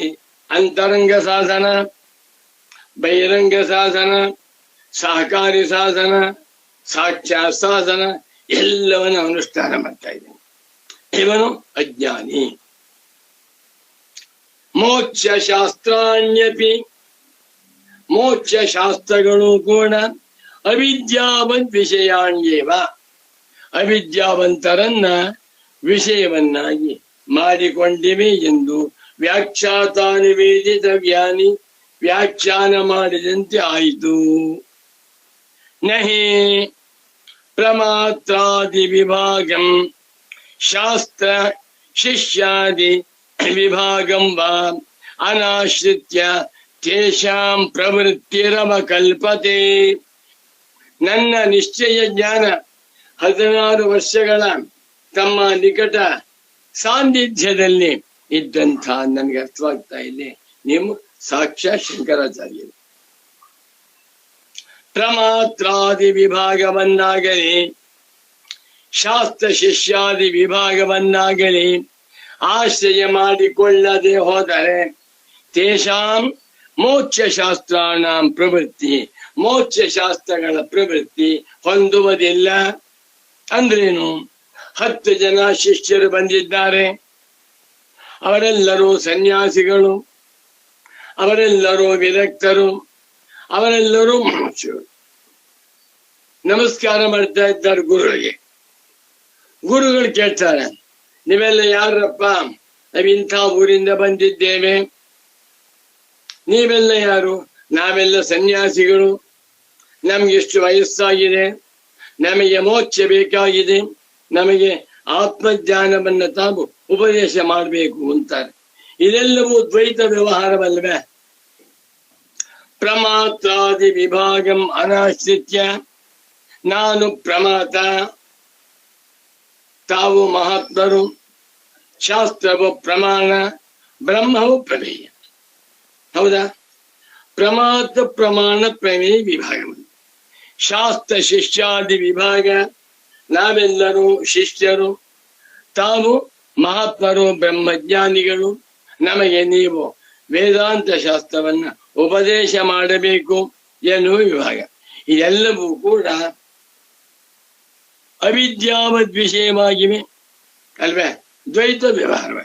ಹೇಗೆ ಕರ್ಮಕಾಂಡದಲ್ಲಿ ಒಬ್ಬ ಅಗ್ನಿಹೋತ್ರಿಯಾಗಿರುವಂಥವನು ತ್ರೇತಾಗ್ನಿಗಳನ್ನು ಪಾಲನೆ ಮಾಡುತ್ತಾ ಅದು ಬೇಕಾಗಿರುವಂತ ಎಲ್ಲ ಕಾರಕಗಳನ್ನು ಜೋಡಿಸಿಕೊಂಡು ಅಗ್ನಿಹೋತ್ರ ಅನುಷ್ಠಾನ ಮಾಡುತ್ತಾನೋ, ಅದೇ ರೀತಿಯಲ್ಲಿ ವೇದಾಂತ ಶಾಸ್ತ್ರವೂ ಕೂಡ ಬ್ರಹ್ಮಜ್ಞಾನ ಪ್ರಾಪ್ತಿಗೆ ಬೇಕಾಗಿರುವ ಪ್ರಮಾತು ಪ್ರಮಾಣ ಪ್ರಮೇಯ ಕ್ರಿಯಾಕಾರಕ ಫಲ ವಿಭಾಗ ಗುರು ಶಿಷ್ಯ ಎನ್ನುವ ಭೇದವನ್ನ ಅನಾಶ್ರಿತ್ಯ ಆಶ್ರಯ ಮಾಡಿಕೊಳ್ಳದೆ ಹೋದರೆ, ಅವುಗಳನ್ನ ಒಪ್ಪಿಕೊಳ್ಳದೆ ಹೋದರೆ ತೇಷಾಂ ಪ್ರವೃತ್ತಿ ನಹಿ ಅವಕಲ್ಪತೆ. ಶಾಸ್ತ್ರವು ಪ್ರವರ್ತಿಸುವಂತೆಯೇ ಇಲ್ಲ. ನೋಡಿ, 7 ಗಂಟೆ ಆಯ್ತಪ್ಪ, ಬನ್ನಿ ಕೂತ್ಕೊಳ್ಳಿ, ನಾ ಬಂದ್ಬಿಡ್ತೇನೆ, 10 ಜನ ಇಲ್ಲೇ ಇರ್ಬೇಕು, ಪಾಠ ಮಾಡ್ತೀನಿ ಅಂತ ಗುರುಗಳೇನ್ ಮಾಡ್ತಾರೆ? ಬ್ರಹ್ಮಸೂತ್ರ ಭಾಷ್ಯ ಶುರು ಮಾಡ್ತಾರೆ. ಬ್ರಹ್ಮಸೂತ್ರ ಭಾಷ್ಯ ಪಾಠ ಮಾಡ್ತೇನೆ, ಪುಸ್ತಕವನ್ನು ತನ್ನಿ ಎಂದ್ರು ಗುರುಗಳು. ಪಾಪ ಶಿಷ್ಯರು ಅರ್ಥವಾಗಿದೆ. ಒಬ್ಬ ಭಗವದ್ಗೀತಾ ಭಾಷ್ಯ ತಂದ, ಒಬ್ಬ ಕಾಟಕ ಭಾಷ್ಯ ತಂದ, ಇನ್ನೊಬ್ಬ ಅದ್ವೈತ ಪಂಚರತ್ನ ತಗೊಂಬಂದ, ಇನ್ನೊಬ್ಬ ನಿರ್ವಾಣ ಷಟ್ಕ ಪುಸ್ತಕ ತಂದ. ಗುರುಗಳು, ಅಪ್ಪ ನಾ ಶುರು ಮಾಡ್ತಾ ಇದ್ದೀನಿ ಎಂದ್ರು. ಅಥಾತೋ ಬ್ರಹ್ಮ ಜಿಜ್ಞಾಸ ಶುರು ಮಾಡಿದ್ರು. ಗುರುಗಳೇ, ಈ ಬುಕ್ಕಲ್ಲಿ ಇಲ್ವಲ್ಲ ಅಂದ್ರು. ಯಾವ ಬುಕ್ ತಂದೀರಪ್ಪ? ನಾ ಭಗವದ್ಗೀತಾ ಭಾಷ್ಯ ಈಶಾವಾಸ್ಯ ಭಾಷ್ಯ ಅದಲ್ಲ, ನೀವು ಬ್ರಹ್ಮಸೂತ್ರ ಭಾಷ್ಯ ತರಬೇಕು. ಇದು ಬೇಡ ಅಲ್ವೇ? ಬ್ರಹ್ಮಸೂತ್ರ ಭಾಷ್ಯವೇ ಬೇರೆ, ಈಶಾವಾಸ್ಯ ಭಾಷ್ಯವೇ ಬೇರೆ, ಭಗವದ್ಗೀತಾ ಭಾಷ್ಯವೇ ಬೇರೆ, ಅದ್ವೈತ ಪಂಚರತ್ನವೇ ಬೇರೆ. ಎಲ್ಲಿ ಭೇದ ಉಂಟೋ ಅದು ಅಜ್ಞಾನ. ಎಷ್ಟು ಚೆನ್ನಾಗಿದೆ. ಒಟ್ಟಿನಲ್ಲಿ ಹೇಗೆ ಲೌಕಿಕ ವ್ಯವಹಾರಗಳು ಅವಿದ್ಯಾವಂತರನ್ನು ಕುರಿತು ಹೊರಟದ್ದೋ, ಹೇಗೆ ಶಾಸ್ತ್ರೀಯ ವ್ಯವಹಾರಗಳು ಶೌತ ಸ್ಮಾರ್ಥ ಶಾಸ್ತ್ರೀಯ ವ್ಯವಹಾರಗಳು ಅವಿದ್ಯಾವಂತರ ವಿಷಯವು, ಅದೇ ರೀತಿಯಲ್ಲಿ ಮೋಕ್ಷ ಶಾಸ್ತ್ರಗಳು ಕೂಡ ಅವಿದ್ಯಾವದ್ ವಿಷಯ. ಇದನ್ನ ಶ್ರೀ ಶಂಕರರು ಧೈರ್ಯ ಬಂದ್ಬಿಟ್ಟು ತಮೇತಂ ಆತ್ಮಾನಾತ್ಮನೋ ಇತರೇತರಾಧ್ಯಾಸಂ ಪುರಸ್ಕೃತ್ಯ ಸರ್ವೇ ಪ್ರಮಾಣ ಪ್ರಮೇಯ ವ್ಯವಹಾರಾಃ ಲೌಕಿಕ ವೈದಿಕಾಶ್ಚ ಪ್ರವೃತ್ತಾಃ ಸರ್ವಾಣಿ ಚ ಶಾಸ್ತ್ರಾಣಿ ವಿಧಿ ಪ್ರತಿಷೇಧ ಮೋಕ್ಷ ಪರಾಣಿ ಚ ರಾಮ ರಾಮ ಅಧ್ಯಾಸಂ ಪುರಸ್ಕೃತ್ಯ ಪ್ರವೃತ್ತಾನಿ. ಅದಕ್ಕೆ ಅರ್ಥ ಮಾಡ್ತಾ ಇದ್ದಾರೆ ಗುರು. ಇದು ತುಂಬಾ ಸೂಕ್ಷ್ಮ ವಿಚಾರ, ಮುಂದೆ ಹೇಳ್ತೇನೆ. ಇದನ್ನು ಪಾಠ ಮಾಡುವಾಗ ಅಧ್ಯಾಸ ಭಾಷ್ಯ ಪರಮ ಪೂಜ್ಯ ಸಚ್ಚಿದಾನಂದೇಂದ್ರ ಸರಸ್ವತಿ ಸದ್ಗುರುಗಳು ಸ್ವಾರಸ್ಯವಾಗಿ ಹೇಳಿದ್ದಾರೆ. ಅದೇನು ಅನ್ನುವುದನ್ನ ಹೇಳ್ತೇನೆ. ಇದೊಂದು ಸಣ್ಣ ಪ್ರಶ್ನೆ. ಹಾಗಾದರೆ ವೇದಾಂತ ಶಾಸ್ತ್ರವೂ ಕೂಡ ಅವಿದ್ಯಾವದ್ ವಿಷಯ ಅಂತಾದ್ಮೇಲೆ ನಾವ್ ಯಾಕೆ ಓದ್ಬೇಕದನ್ನ? ಎಲ್ಲವೂ ಅವಿದ್ಯಾವಂತರ ವಿಷಯ, ಎಲ್ಲದನ್ನು ಅವಿದ್ಯಾ ತುಂಬಿಕೊಂಡಿದೆ ಅಂತ ಆಗಿಬಿಟ್ರೆ ನಮಗೆ ಬೇಡ. ನಮಗೆ ಬೇಕಾದದ್ದು ಅವಿದ್ಯಾರಹಿತವಾಗಿರುವ ಮೋಕ್ಷ, ಅದು ಅವಿದ್ಯಾವದ್ ವಿಷಯವೇ. ನಮಗೆ ಸ್ವರ್ಗ ಬೇಡ, ವೈಕುಂಠ ಬೇಡ, ಬ್ರಹ್ಮಲೋಕ ಬೇಡ, ಇವೆಲ್ಲವೂ ಅನಿತ್ಯ. ನನಗೆ ಬೇಕಾದದ್ದು ಮೋಕ್ಷ ಅಂತ, ಇದು ಅವಿದ್ಯೆಯೇ. ಯಾಕೆ? ಬ್ರಹ್ಮಲೋಕ ಬೇರೆ, ಮೋಕ್ಷ ಬೇರೆ, ದ್ವೈತ ಬಂಧ. ಸ್ವರ್ಗ ಬೇರೆ, ಬ್ರಹ್ಮಲೋಕ ಬೇರೆ, ಮೋಕ್ಷ ಬೇರೆ. ಎಲ್ಲಿ ದ್ವೈತ ಜ್ಞಾನ ಉಂಟೋ ಅದೆಲ್ಲ ಅವಿದ್ಯಾ ಕ್ಷೇತ್ರ. ಹಾಗಾದ್ರೆ ವೇದಾಂತ ಶಾಸ್ತ್ರವೂ ಕೂಡ ಅವಿದ್ಯಾವದ್ ವಿಷಯ ಅಂತ ಆಗಿಬಿಟ್ಟರೆ ಅದನ್ನ ನಾವುಗಳು ಯಾಕೆ ಸ್ಟಡಿ ಮಾಡಬೇಕು? ಅವಿದ್ಯಾವಂತರ ವಿಷಯವಾಗಿರುವ ವೇದಾಂತ ಶಾಸ್ತ್ರಕ್ಕೆ ಭಗವತ್ಪಾದ ಶಂಕರಾಚಾರ್ಯರು ಯಾಕೆ ಭಾಷ್ಯವನ್ನ ಬರೆಯಬೇಕಾಗಿತ್ತು? ಅವಿದ್ಯಾವದ್ ವಿಷಯವಾಗಿರುವ ಅಧ್ಯಾಸ ಭಾಷ್ಯಕ್ಕೆ ಪರಮ ಪೂಜ್ಯ ಸಚ್ಚಿದಾನಂದೆಯಿಂದ ಸರಸ್ವತಿ ಸ್ವಾಮೀಜಿಯವರು ಸುಗಮ ವ್ಯಾಖ್ಯಾನವನ್ನ ಯಾಕೆ ಬರೆಯಬೇಕಾಗಿತ್ತು? ಎಲ್ಲವೂ ವಿದ್ಯಾ ವಿಷಯ ಅಂತ ನೋಡಿ. ಅಂದರೆ ಒಂದು ಸ್ವಾರಸ್ಯ ಬರೆಯಿದ್ದಾರೆ. ವೇದಾಂತ ಶಾಸ್ತ್ರವು ಅಧ್ಯಾರೋಪ ದೃಷ್ಟಿಯಿಂದ ಈ ಭೇದ ವ್ಯವಹಾರವನ್ನ ಒಪ್ಪಿಕೊಂಡು ಜಿಜ್ಞಾಸು ಜನಗಳಿಗೆ ಪರಮಾರ್ಥ ಸ್ವರೂಪವನ್ನ ಉಪದೇಶ ಮಾಡಿ ಅನಂತರ ಇದೆಲ್ಲವೂ ಕೂಡ ನಾಟಕ ಅಂತ ಹೇಳ್ತಾ, ಅಪ್ಪ ನಾನು ನಿಜವಾಗಿ ಬ್ರಹ್ಮವೇ, ಮುಮುಕ್ಷಗಳಾದ ನೀವುಗಳು ಬ್ರಹ್ಮವೇ, ಗುರುಗಳು ಬ್ರಹ್ಮವೇ ಅನ್ನುವ ರಹಸ್ಯವನ್ನ ಕಟ್ಟಕಡೆಯಲ್ಲಿ ತಿಳಿಸುತ್ತವೆ. ಅಧ್ಯಾರೋಪಾಪವಾದ ದೃಷ್ಟಿಯಿಂದ ವೇದಾಂತ ಶಾಸ್ತ್ರಗಳಿಗೆ ಪ್ರಾಮಾಣ್ಯ ಉಂಟು. ವೇದಾಂತ ಶಾಸ್ತ್ರ ಪ್ರಾರಂಭದಲ್ಲಿ ನೀನು ಮುಮುಕ್ಷು, ಮೋಕ್ಷೇಚ್ಛವಾಗಿದ್ದೀಯ, ನೀನು ಅದೃಷ್ಟವಂತ, ಭಾಗ್ಯವಂತ, ತುಂಬಾ ಕೃತಾರ್ಥನಪ್ಪ ಅಂತ ಹೊಗಳಿಬಿಟ್ಟು ನೀನು ವಿರಕ್ತನಾಗಿ ಬಂದಿದ್ದೀಯ ಧೀರ ಅಂತ ಹೇಳಿ ಅವನನ್ನು ಹೊಗಳಿ ಗುರು ಹೊತ್ತು ಕಳಿಸ್ಕೊಟ್ಟು ಗುರುವಿನಿಂದ ಆತ್ಮಜ್ಞಾನವನ್ನು ಪಡೆದುಕೋ, ಗುರು ಸೇವೆಯನ್ನು ಮಾಡು, ತದ್ದಿದ್ದಿ ಪ್ರಣಿಪಾತೇನ ಅಂತ ಎಲ್ಲವನ್ನು ಹೇಳ್ತು. ಕೊನೆಗೆ ಅವನಿಗೆ ಬ್ರಹ್ಮಜ್ಞಾನವಾಯ್ತು. ಅಹಂ ಬ್ರಹ್ಮಾಸ್ಮಿ ತಿಳ್ಕೊಂಡ. ಅವನು ಹೇಳ್ತಾನಂತೆ, ಶಾಸ್ತ್ರವೇ ನೀನು ಪ್ರಮಾಣವಲ್ಲ, ನೀನು ಬ್ರಹ್ಮವಾಗಿದ್ದೀಯ. ಗುರುನಾಥ ನೀನು ಗುರುವಲ್ಲ, ನೀನು ಬ್ರಹ್ಮವಾಗಿದ್ದೀಯ. ಈ ವೇದಾಂತ ಗ್ರಂಥಗಳು ಅವುಗಳು ಬ್ರಹ್ಮವಾಗಿವೆ, ನಾನು ಬ್ರಹ್ಮವಾಗಿದ್ದೇನೆ. ಬ್ರಹ್ಮೈ ವೇದಮೃತಂ ಪುರಸ್ತಾತ್ ಬ್ರಹ್ಮ ಪಶ್ಚಾತ್ ಬ್ರಹ್ಮ ದಕ್ಷಿಣತಶ್ಚೋತ್ತರೇಣ ಅಧಶ್ಚೋರ್ಧ್ವಂಚ ಪ್ರಸತಂ ಬ್ರಹ್ಮೈ ವೇದಂ ವಿಶ್ವಮಿದಂ ವರಿಷ್ಠಂ ಅಹಂ ಬ್ರಹ್ಮಾಸ್ಮಿ. ಎಲ್ಲವೂ ಬ್ರಹ್ಮವಿದು. ಮುಂಡಕೋಪನಿಷತ್ತಿನಲ್ಲಿ ಬ್ರಹ್ಮೈ ವೇದಂ ಅಮೃತಂ ಪುರಸ್ತಾತ್ ಬ್ರಹ್ಮ ಪಶ್ಚಾತ್ ಬ್ರಹ್ಮ ದಕ್ಷಿಣತಶ್ಚ ಉತ್ತರೇಣ ಅಧಶ್ಚೋರ್ಧ್ವಂಚ ಪ್ರಸೃತಂ ಬ್ರಹ್ಮೈ ವೇದಂ ವಿಶ್ವವಿದಂ ವರಿಷ್ಠಂ ಎಂದು ಬ್ರಹ್ಮದ ಅಂದರೆ ಆತ್ಮನ ವ್ಯಾಪಕತೆಯನ್ನು ಅಧ್ಯಾರೋಪ ದೃಷ್ಟಿಯಿಂದ ವಿವರಿಸಿದೆ. ಇದರ ಅರ್ಥ ಹಿಂದೆ, ಮುಂದೆ, ಮೇಲೆ, ಕೆಳಗೆ, ಒಳಗೆ, ಹೊರಗೆ ಇವೆಲ್ಲವೂ ಅತಿಶ್ರೇಷ್ಠವಾದ ಬ್ರಹ್ಮವೇ, ಹೆಚ್ಚೇಕೆ? ಈ ನಾಮರೂಪವಾದ ಜಗತ್ತೆಲ್ಲವೂ ಅವಸ್ಥಾತ್ರಯ ದೃಷ್ಟಿಯಿಂದ ವಿಚಾರ ಮಾಡಿದರೆ ನಿರ್ವಿಶೇಷ ಬ್ರಹ್ಮವೇ. ಎಲ್ಲ ಈ ವಿಚಾರಕ್ರಮದ ದೃಷ್ಟಿದ್ವಯಗಳನ್ನು ಶ್ರೀಗಳವರು ವ್ಯವಹಾರ ದೃಷ್ಟಿ ಹಾಗೂ ಪರಮಾರ್ಥ ದೃಷ್ಟಿ ಎಂದು ತಿಳಿಸಿಕೊಟ್ಟಿದ್ದಾರೆ. ಕೃತ್ವಾ ಜ್ಞಾನಮಯೀಂ ದೃಷ್ಟಿಂ ಪಶ್ಯೇತ್ ಬ್ರಹ್ಮಮಯಂ ಜಗತ್ ಎಂದು ಮುಕ್ತಿಕೋಪನಿಷತ್ತು ತಿಳಿಸುತ್ತಿದೆ. ಅನಾತ್ಮ ಪ್ರತ್ಯಯವೆಂಬುದೆಲ್ಲವೂ ಹಗ್ಗದಲ್ಲಿ ತೋರುವ ಹಾವಿನ ಪ್ರತ್ಯಯದಂತೆ ಬರಿಯ ತಪ್ಪು ತಿಳುವಳಿಕೆ. ಬ್ರಹ್ಮವೊಂದೇ ನಿಜವಾಗಿಯೂ ಸತ್ಯವಾಗಿರುವುದು ಎಂಬುದು ವೇದದ ಅನುಶಾಸನವು ಎಂದು ಶ್ರೀ ಶಂಕರರು ತಮ್ಮ ಭಾಷ್ಯದಲ್ಲಿ ನುಡಿದಿದ್ದಾರೆ. ಎಲ್ಲವೂ ಬ್ರಹ್ಮವಿದು. ಮುಂಡಕೋಪನಿಷತ್ತಿನಲ್ಲಿ ಬ್ರಹ್ಮೈ ವೇದಂ ಅಮೃತಂ ಪುರಸ್ತಾತ್ ಬ್ರಹ್ಮ ಪಶ್ಚಾತ್ ಬ್ರಹ್ಮ ದಕ್ಷಿಣತಶ್ಚ ಉತ್ತರೇಣ ಅಧಶ್ಚೋರ್ಧ್ವಂಚ ಪ್ರಸೃತಂ ಬ್ರಹ್ಮೈ ವೇದಂ ವಿಶ್ವವಿದಂ ವರಿಷ್ಠಂ ಎಂದು ಬ್ರಹ್ಮದ ಅಂದರೆ ಆತ್ಮನ ವ್ಯಾಪಕತೆಯನ್ನು ಅಧ್ಯಾರೋಪ ದೃಷ್ಟಿಯಿಂದ ವಿವರಿಸಿದೆ. ಇದರ ಅರ್ಥ ಹಿಂದೆ, ಮುಂದೆ, ಮೇಲೆ, ಕೆಳಗೆ, ಒಳಗೆ, ಹೊರಗೆ ಇವೆಲ್ಲವೂ ಅತಿಶ್ರೇಷ್ಠವಾದ ಬ್ರಹ್ಮವೇ, ಹೆಚ್ಚೇಕೆ? ಈ ನಾಮರೂಪವಾದ ಜಗತ್ತೆಲ್ಲವೂ ಅವಸ್ಥಾತ್ರಯ ದೃಷ್ಟಿಯಿಂದ ವಿಚಾರ ಮಾಡಿದರೆ ನಿರ್ವಿಶೇಷ ಬ್ರಹ್ಮವೇ. ಎಲ್ಲ ಈ ವಿಚಾರಕ್ರಮದ ದೃಷ್ಟಿದ್ವಯಗಳನ್ನು ಶ್ರೀಗಳವರು ವ್ಯವಹಾರ ದೃಷ್ಟಿ ಹಾಗೂ ಪರಮಾರ್ಥ ದೃಷ್ಟಿ ಎಂದು ತಿಳಿಸಿಕೊಟ್ಟಿದ್ದಾರೆ.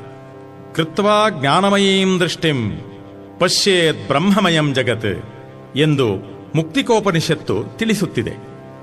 ಅನಾತ್ಮ ಪ್ರತ್ಯಯವೆಂಬುದೆಲ್ಲವೂ ಹಗ್ಗದಲ್ಲಿ ತೋರುವ ಹಾವಿನ ಪ್ರತ್ಯಯದಂತೆ ಬರಿಯ ತಪ್ಪು ತಿಳುವಳಿಕೆ. ಬ್ರಹ್ಮವೊಂದೇ ನಿಜವಾಗಿಯೂ ಸತ್ಯವಾಗಿರುವುದು ಎಂಬುದು ವೇದದ ಅನುಶಾಸನವು ಎಂದು ಶ್ರೀ ಶಂಕರರು ತಮ್ಮ ಭಾಷ್ಯದಲ್ಲಿ ನುಡಿದಿದ್ದಾರೆ.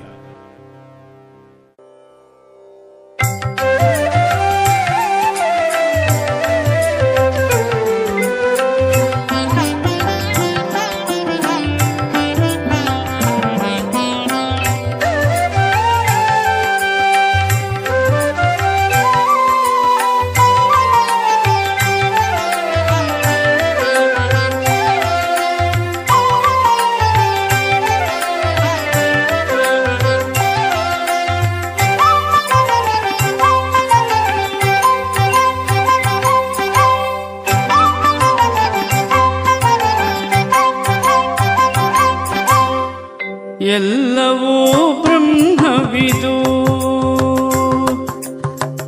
ಎಲ್ಲವೂ ಬ್ರಹ್ಮವಿದು, ಆರೈದು ನೋಡಲು ಎಲ್ಲವೂ ಬ್ರಹ್ಮವೇ, ಇನ್ನಿಲ್ಲ ಬೇರೆಂಬುದ ಸಲ್ವ ವೇದಾಂತದ ಸೊಲ್ಲನರಿದು ನೋಡಲು ಎಲ್ಲವೂ ಬ್ರಹ್ಮವಿದು,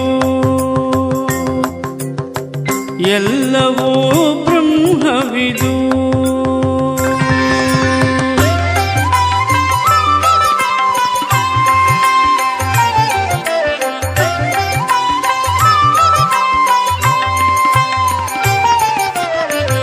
ಎಡಗಡೆ ಬ್ರಹ್ಮವು ಬಲಗಡೆ ಬ್ರಹ್ಮವು, ಪೆಡಗಡೆ ಮುಂಗಡೆ ಎಲ್ಲ ಬ್ರಹ್ಮವು.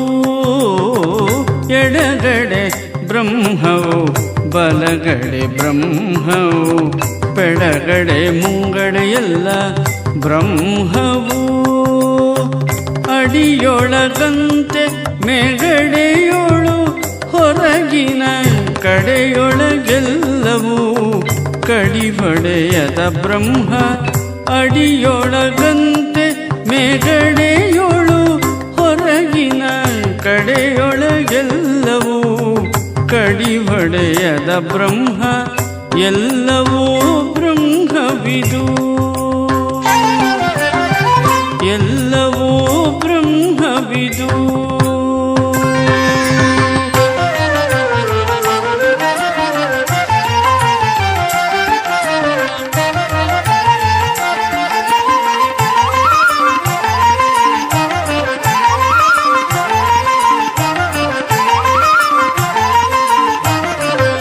ಅಂದಿಗಿಂದಿಗೂ ಬ್ರಹ್ಮ, ಮುಂದಕ್ಕೂ ಬ್ರಹ್ಮವು, ಎಂದೆಂದಿಗೂ ಇಹೋದೊಂದೇ ಬ್ರಹ್ಮ.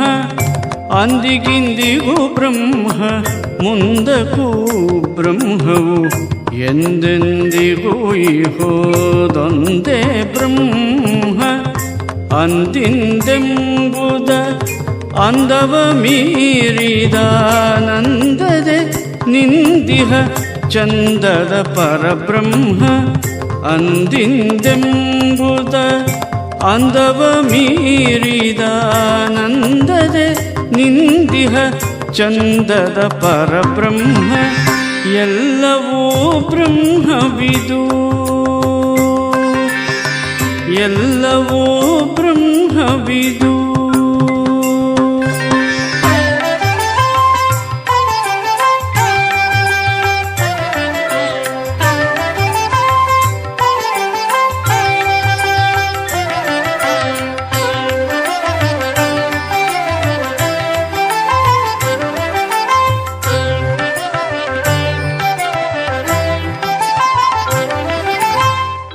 ನಾಮವೂ ಬ್ರಹ್ಮವು, ರೂಪವೂ ಬ್ರಹ್ಮವು, ನೇಮದ ಕರ್ಮ ಕಾರಕ ಫಲ ಬ್ರಹ್ಮ. ನಾಮವೂ ಬ್ರಹ್ಮವು, ರೂಪವೂ ಬ್ರಹ್ಮವು, ನೇಮದ ಕರ್ಮ ಕಾರಕ ಫಲ ಬ್ರಹ್ಮ. ನಾಮರೂಪದ ಕರ್ಮ ಸೀಮೆಯ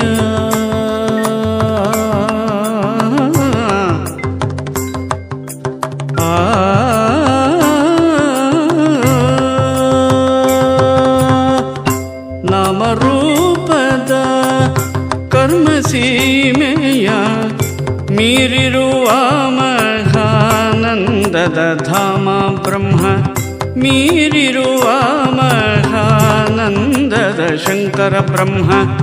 ಎಲ್ಲವೂ ಬ್ರಹ್ಮವಿದು ಆರೈದು ನೋಡಲು, ಎಲ್ಲವೂ ಬ್ರಹ್ಮವೇ ಇನ್ನಿಲ್ಲ ಬೇರೆಂಬುದ ಸಲ್ವ ವೇದಾಂತದ ಸೊಲ್ಲನರಿದು ನೋಡಲು. ಎಲ್ಲವೂ ಬ್ರಹ್ಮವಿದು,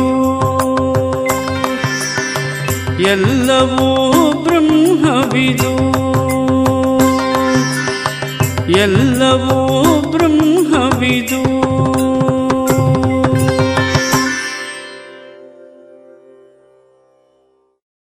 ಎಂದು ತಿಳಿದುಕೊಂಡಾಗ ಶಾಸ್ತ್ರತ್ವವು, ಶಾಸ್ತ್ರ ಪ್ರಾಮಾಣ್ಯದ ಪ್ರಾಮಾಣ್ಯವೂ ಕೂಡ ಕಡೆಗೆ ಎಲ್ಲವೂ ಬ್ರಹ್ಮ ಅಂತ ಅರ್ಥವಾಗುತ್ತೆ ಅಂತ ಪಾಠ ಮಾಡುವಾಗ ಹೇಳಿದ್ರು. ಇದು ವೇದಾಂತ ಶಾಸ್ತ್ರದ ವೈಶಿಷ್ಟ್ಯ. ಯದ್ಯಪಿ ಕರ್ಮಕಾಂಡ ಶಾಸ್ತ್ರದಂತೆ ವೇದಾಂತ ಶಾಸ್ತ್ರವೂ ಕೂಡ, ಮೋಕ್ಷ ಶಾಸ್ತ್ರವೂ ಕೂಡ ಅವಿದ್ಯೆಯನ್ನ ಇಟ್ಕೊಂಡೇ ಹೊರಟಿದ್ದರು, ಅಧ್ಯಾರೋಪಾಪವಾದ ದೃಷ್ಟಿಯಿಂದ ವೇದಾಂತವು ಹೊರಟಿದೆ. ಅಧ್ಯಾರೋಪಾಪವಾದ ಕ್ರಮ ಕರ್ಮಕಾಂಡದ ಶಾಸ್ತ್ರಕ್ಕೆ ಗೊತ್ತಿಲ್ಲ. ಕರ್ಮಕಾಂಡ ಶಾಸ್ತ್ರದಲ್ಲಿ ಪ್ರಾರಂಭದಲ್ಲೂ ಅವಿದ್ಯಾ ಇದೆ, ಕರ್ಮಾನುಷ್ಠಾನ ಮಾಡುವಾಗಲೂ ಅವಿದ್ಯಾ ಇದೆ, ಕರ್ಮಫಲವನ್ನ ಸ್ವರ್ಗಾದಿಗಳನ್ನ ಅನುಭವಿಸುವಾಗಲೂ ಅವಿದ್ಯಾ ಇದೆ. ಕರ್ಮಾನುಷ್ಠಾನ ಮಾಡುವಾಗ ನಾನು ಕರ್ತ, ಸ್ವರ್ಗಫಲ ಅನುಭವಿಸುವಾಗ ನಾನು ಭೋಕ್ತ, ಕರ್ತೃತ್ವ ಭೋಕ್ತೃತ್ವ ರೂಪವಾಗಿರುವ ಅವಿದ್ಯಾ ಮೊದಲಿನಿಂದ ಕೊನೆವರೆಗೂ ಇದೆ. ಯಾಕೆ? ಕರ್ಮಕಾಂಡ ಶಾಸ್ತ್ರಕ್ಕೆ ಅಧ್ಯಾರೋಪಾಪವಾದ ಗೊತ್ತಿಲ್ಲ. ಆದ್ರೆ ವೇದಾಂತ ಶಾಸ್ತ್ರ ಕರುಣಾಮಯಿ ಸಚ್ಚಿದಾನಂದೇಂದ್ರ ಸರಸ್ವತಿ ವೇದಾಂತ ಶಾಸ್ತ್ರ ಗೊತ್ತು. ಏನು ಗೊತ್ತು? ನ ನಿರೋಧೋ ನ ಚೋತ್ಪತ್ತಿ ನ ಬದ್ಧೋ ನ ಚ ಸಾಧಕ ನ ಮುಮುಕ್ಷುಹೋ ನ ವೈ ಮುಕ್ತ. ಶಾಸ್ತ್ರವಾಗಲಿ, ಬಂಧನವಾಗಲಿ, ಮೋಕ್ಷವಾಗಲಿ, ಗುರುವಾಗಲಿ, ಶಿಷ್ಯರಾಗಲಿ ನಿಜವಾಗಿ ಯಾವುದು ಇಲ್ಲ ಗೊತ್ತು. ಆದರೆ ಶಿಷ್ಯನಿಗೆ ಗೊತ್ತಿಲ್ಲ, ಮುಮುಕ್ಷಿಗೆ ಗೊತ್ತಿಲ್ಲ. ಮುಮುಕ್ಷಿಗೋಸ್ಕರವಾಗಿ ಎಲ್ಲವನ್ನು ಅಧ್ಯಾರೋಪ ಮಾಡಿಕೊಂಡು ನೀನು ಮುಮುಕ್ಷವಾಗಿದ್ದೀಯ, ನೀನೀಗ ಸಂಸಾರಿಯಾಗಿದ್ದೀಯ, ನೀನೀಗ ಅಜ್ಞಾನಿಯಾಗಿದ್ದೀಯ, ನಿಂದ ಈ ಅಜ್ಞಾನವನ್ನ ನೀನು ಗುರು ಸೇವೆ ಮಾಡುತ್ತಾ ಬ್ರಹ್ಮ ಜ್ಞಾನದಿಂದ ನಾಶ ಮಾಡಿಕೊಳ್ಳಬೇಕು. ನಿನ್ನಲ್ಲಿರುವಂತಹ ಸಂಸಾರಿತ್ವವು ಅವಿದ್ಯಾಕಲ್ಪಿತವಾಗಿದೆ ಎನ್ನುವುದನ್ನ ಗುರುಪದೇಶದಿಂದ ಅರ್ಥ ಮಾಡಿಕೊಳ್ಬೇಕು ಎಂದು ಶಿಷ್ಯನು ಒಪ್ಪಿಕೊಂಡಿರುವ ದ್ವೈತವನ್ನ ಮೋಕ್ಷಶಾಸ್ತ್ರ ಅಧ್ಯಾರೋಪ ದೃಷ್ಟಿಯಿಂದ ಒಪ್ಪಿಕೊಂಡು ಶಾಸ್ತ್ರಕ್ಕೆ ಗೊತ್ತು ಏನಂತ, ಇದೆಲ್ಲವೂ ಸುಳ್ಳು, ಶಾಸ್ತ್ರ, ಶಿಷ್ಯ, ಗುರು, ಅಜ್ಞಾನ, ಜ್ಞಾನ, ಬಂಧ, ಮೋಕ್ಷ ಯಾವುದೂ ಇಲ್ಲ, ಏಕಮೇವ ದ್ವಿತೀಯಮನ್ನುವುದೇ ಪರಮಾರ್ಥ ಎನ್ನುವ ರಹಸ್ಯ ಮೋಕ್ಷ ಶಾಸ್ತ್ರಕ್ಕೆ ಗೊತ್ತು, ಸದ್ಗುರುವಿಗೂ ಗೊತ್ತು. ಆದರೆ ಕ್ರಮಕ್ರಮವಾಗಿ ಮುಮುಕ್ಷುವನ್ನ ಮೇಲ್ಮಟ್ಟಕ್ಕೆ ಎತ್ಕೊಂಡು ಹೋಗಿ ಅವನನ್ನ ಬ್ರಹ್ಮನಿಷ್ಠನನ್ನಾಗಿ ಮಾಡ್ಬೇಕು. ಬ್ರಹ್ಮನಿಷ್ಠನಾದ ಮೇಲೆ ಆ ಮುಮುಕ್ಷು ಮುಕ್ತನಾದ ಮೇಲೆ, ಆ ಜಿಜ್ಞಾಸು ಜ್ಞಾನಿಯಾದ ಮೇಲೆ, ಆ ಸಾಧಕ ಸಿದ್ಧನಾದ ಮೇಲೆ, ಆ ಆರುರುಕ್ಷು ಆರೂಢನಾದ ಮೇಲೆ, ಆ ಸಾಧಕ ಸಿದ್ಧನಾದ ಮೇಲೆ ಅವನೇ ಹೇಳ್ತಾನೆ ಏನಂತ, ನಂಗೆ ಇವಾಗ ಅರ್ಥವಾಯ್ತು, ಹಿಂದೂ ಇಂದು ಮುಂದು ಎಂದೆಂದಿಗೂ ನಾನು ಸಂಸಾರಿಯಾಗಿರಲಿಲ್ಲ, ಹಿಂದೂ ಇಂದು ನಂದು ಯಾವಾಗಲೂ ಅವಿದ್ಯಾ ಇಲ್ಲವೇ ಇಲ್ಲ, ಹಿಂದಾಗಲಿ ಮುಂದಾಗಲಿ ಗುರು ಶಿಷ್ಯ ಎನ್ನುವಂತ ಭೇದ ಇಲ್ವೇ ಇಲ್ಲ, ಎಲ್ಲವೂ ಬ್ರಹ್ಮವೇ ಅಂತ ಅವನೇ ಅರ್ಥ ಮಾಡ್ಕೊತಾನೆ. ಇದು ಮೋಕ್ಷ ಶಾಸ್ತ್ರದ ಮಹಿಮೆ ಅಂತ ನನ್ನ ಪರಮ ಪೂಜ್ಯ ಸ್ವಾಮಿಗಳು ಹೇಳಿ ಜ್ಞಾಪಕ ಬಂದ್ಬಿಡ್ತೀಯ. ಶಾಸ್ತ್ರ ಹೇಳ ಏನಯ್ಯ, ನನ್ನ ಸ್ಥಾನಮಾನವೇನು? ನೀನು ಬ್ರಹ್ಮ. ಇನ್ನು ಅಂತರಂಗ ಬಹಿರಂಗ ಸಾಧನ, ಅದರ ಸ್ಥಾನಮಾನವೇನು? ಅದು ಬ್ರಹ್ಮ. ಗುರು ಹೇಳ್ತಾನೆ, ಅಪ್ಪ ನನ್ನ ಸ್ಥಾನಮಾನವೇನಪ್ಪ? ನೀನು ಬ್ರಹ್ಮ. ನಾನು ಬ್ರಹ್ಮ. ಎಲ್ಲವೂ ಬ್ರಹ್ಮವೇ ಹೊರತು ಎಲ್ಲವೂ ಎನ್ನುವುದೇ ಇಲ್ಲ. ಸಿನಿಮಾದಲ್ಲಿ ನೋಡ್ತಾ ಇದ್ದಾಗ ಒಬ್ಬ ಗುರು, ಒಂದು ವೇದಾಂತ ಗ್ರಂಥ, 10 ಜನ ಶಿಷ್ಯರು, ಗುರು ಉಪದೇಶ ಮಾಡ್ತಾ ಇದ್ದಾರೆ. ಎಲ್ಲ ಮುಗಿದ ಮೇಲೆ ಸಿನಿಮಾದಲ್ಲಿ ದ ಎಂಡ್ ಬಂದ್ರೆ ಗುರುವು ಪರದೆ, ಶಿಷ್ಯರು ಪರದೆ, ಬ್ರಹ್ಮಸೂತ್ರ ಭಾಷ್ಯವೂ ಪರದೆ, ಕತ್ತಲೆಯೂ ಪರದೆ, ಬೆಳಕು ಪರದೆ, ಅಜ್ಞಾನವೂ ಪರದೆ, ಜ್ಞಾನವೂ ಪರದೆ, ಬಂಧವೂ ಪರದೆ, ಮೋಕ್ಷವೂ ಅಲ್ವಾ? ಇದು ಸ್ವಾರಸ್ಯ. ಇದು ಮೋಕ್ಷ ಶಾಸ್ತ್ರದ ಮಹಿಮೆ, ಮೋಕ್ಷ ಶಾಸ್ತ್ರದ ಗ್ರೇಟ್ನೆಸ್ ಆರ್ ಸ್ಪೆಷಾಲಿಟಿ, ಯುನೀಕ್ನೆಸ್ ಅಂತ ಪೂಜ್ಯ ಪಾಠ ಮಾಡುವ ಹೇಳಿದರು. ಏನ್ ಮಹಾತ್ಮರ ಸ್ವಾಮಿಯವರು, ಅವರ ಮಾತು ಒಂದೊಂದು ಮಾತು ಕೂಡ ಅಮೃತ. ನಹಿ ಪ್ರಮಾತ್ರಾದಿ ವಿಭಾಗಂ ವಾ ಶಾಸ್ತ್ರ ಶಿಷ್ಯಾದಿ ವಿಭಾಗಂ ವಾ ಬಹಿರಂಗ ಅಂತರಂಗ ಸಾಧನ ವಿಭಾಗಂ ವಾ ಅನಾಶ್ರಿತ್ಯ. ಈ ಒಂದು ಭೇದವನ್ನ ಒಪ್ಪಿಕೊಳ್ಳದೆ ಹೋದರೆ, ಈ ಭೇದವನ್ನ ಆಶ್ರಯ ಮಾಡಿಕೊಳ್ಳದೆ ಹೋದರೆ, ತೇಷಾಂ ಮೋಕ್ಷ ಶಾಸ್ತ್ರಾಣ ಪ್ರವೃತ್ತಿರೇವ ನಾವ ಕಲ್ಪತಿ. ಅರ್ಥ ಆಯ್ತಲ್ವೇ? ಪ್ರವೃತ್ತಿ ಎಲ್ಲವನ್ನು ಒಪ್ಪಿಕೊಂಡು ಅಧ್ಯಾರೋಪಾಪವಾದಾಭ್ಯಾಂ ನಿಷ್ಪ್ರಪಂಚಂ ಪ್ರಪಂಚ್ಯತೆ ಶಿಷ್ಯಾಣಾಂ ಬೋಧ ಸಿದ್ಧ್ಯರ್ಥಂ ತತ್ವಜ್ಞೈ ಕಲ್ಪಿತ ಕಮಃ. ಪರಮ ಪೂಜ್ಯ ಸಚ್ಚಿದಾನಂದೇಂದ್ರ ಸರಸ್ವತಿ ಸ್ವಾಮೀಜಿಯವರು ಅಧ್ಯಾರೋಪಾಪವಾದದ ಸಾಕಾರ ಮೂರ್ತಿಗಳು. ವೇದಾಂತ ದರ್ಶನದಲ್ಲಿ, ವೇದಾಂತ ಶಾಸ್ತ್ರಗಳಲ್ಲಿ, ವೇದಾಂತ ವ್ಯವಹಾರಗಳಲ್ಲಿ ತುಂಬಿರುವುದೆಲ್ಲ ಅಧ್ಯಾರೋಪ ಅಪವಾದ. ನೋಡಿ, ಅಧ್ಯಾರೋಪ ಅಪವಾದ ಅಂತಂದ್ರೂ ಒಂದೇ, ತೋರುವುದೆಲ್ಲ ಸುಳ್ಳು ಒಂದು ಬಂದು. ಸಿನಿಮಾದಲ್ಲಿ ತೋರ್ತಿರೋದೆಲ್ಲ ಸುಳ್ಳು, ಹೌದಾ? ಒಬ್ಬ ಗುರು ಇದ್ದಾನೆ, 10 ಜನ ಶಿಷ್ಯರಿದ್ದಾರೆ, ವೇದಾಂತ ಪಾಠ ಮಾಡ್ತಾ ಇದ್ದಾರೆ. ಗುರು ತಡವಾಗಿ ಬಂದ, 8 ಗಂಟೆ ಬರಬೇಕಾಗಿತ್ತು, ಗುರು 8:15 ಆದ್ರೂ ಬರಲಿಲ್ಲ. 10 ಜನಗಳಿದ್ದಂತ ಒಬ್ಬ ಶಿಷ್ಯ ತಾನೇ ಗುರು ಸ್ಥಾನದಲ್ಲಿ ಕೂತ್ಕೊಂಡ್ಬಿಟ್ಟ. ತಪ್ಪಲ್ವಾ? ಅಲ್ಲ, ಗುರುಗಳ ಸ್ಥಾನ ದೊಡ್ಡದು, ಶಿಷ್ಯ ಸ್ಥಾನ ಸಣ್ಣ. ಗುರು ಬರಲಿಲ್ಲ ಅಂತ ಹೇಳಿ ಆ ವ್ಯಾಸಪೀಠದಲ್ಲಿ ಒಬ್ಬ ಶಿಷ್ಯ ಕೂತ್ಕೊಂಡ್ಬಿಟ್ರೆ 9 ಜನ ಶಿಷ್ಯರು ಹೊಡಿತಾರ. ಸಿನಿಮಾ ಅಲ್ವೇನಯ್ಯ? ಸಿನಿಮಾದ್ರಿಂದ ಯಾವ್ದಾದ್ರು ಏನಂತೆ, ಗುರುವು ಇಲ್ಲ, ಶಿಷ್ಯನೂ ಇಲ್ಲ, ವೇದಾಂತವೂ ಇಲ್ಲ, ಹಾಗನ್ಬಾರ್ದು. ಸಿನಿಮಾದಲ್ಲಿ ಗುರು ಬೇರೆ, ಶಿಷ್ಯರ ಬೇರೆ, ಪಾಠವೇ ಬೇರೆ. ನಿಜವಾಗಿ ನೋಡಿದರೆ ಗುರುವು ಇಲ್ಲ, ಶಿಷ್ಯನೂ ಇಲ್ಲ, ಶಾಸ್ತ್ರವೂ ಇಲ್ಲ. ಹಾಗೆ ಅಧ್ಯಾರೋಪ ದೃಷ್ಟಿಯಿಂದ ವೇದಾಂತ ಶಾಸ್ತ್ರವೂ ಕೂಡ ದ್ವೈತವನ್ನ ಪಟ್ಲಾಸ ಒಪ್ಪ. ಬ್ರಹ್ಮಸೂತ್ರ ಭಾಷ್ಯ ಬೇರೆ, ಗೀತಾ ಭಾಷ್ಯ ಬೇರೆ, ಅದ್ವೈತ ಪಂಚರತ್ನ ಬೇರೆ, ಭಜಗೋವಿಂದ ಬೇರೆ, ಆತ್ಮಬೋಧ ಬೇರೆ, ಅನಾತ್ಮಶ್ರೀ ವಿಗ್ರಹ ಬೇರೆ, ಅನಾತ್ಮಶ್ರೀ ವಿಗ್ರಹ ಎಲ್ಲವೂ ಭಿನ್ನ ಭಿನ್ನ. ಯಾವ ದೃಷ್ಟಿಯಿಂದ? ಅಧ್ಯಾರೋಪ ದೃಷ್ಟಿಯಿಂದ. ಆಮೇಲೆ ನಿಜವಾಗಿ ನೋಡಿದರೆ, ಅಪವಾದ ಮಾಡಿದಾಗ ಎಲ್ಲವೂ ಒಂದೇ.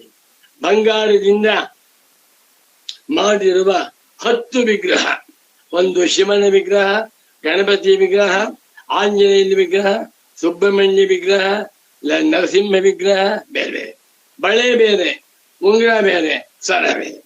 ಆದರೆ ಮಾರಾಟ ಮಾಡುವಾಗ ಅಥವಾ ಕೊಂಡುಕೊಳ್ಳುವಾಗ ಗ್ರಾಮ್ಸ ದೃಷ್ಟಿಯಿಂದ ಎಲ್ಲವೂ ಒಂದೇ.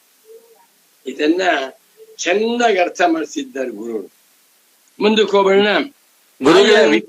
ವಿಶೇಷ ವಿಕಲ್ಪ ನಿವರ್ತೇತ ಕಲ್ಪಿತೋ ಯದಿ ಕೇನಚಿತ್ ಉಪದೇಶಾದಯಂ ವಾದೋ ಜ್ಞಾತೆ ತತ್ವಂ ದ್ವೈತಂ ನ ವಿದ್ಯತೆ. ಜ್ಞಾತೆ ದ್ವೈತಂ ನ ವಿದ್ಯತೆ.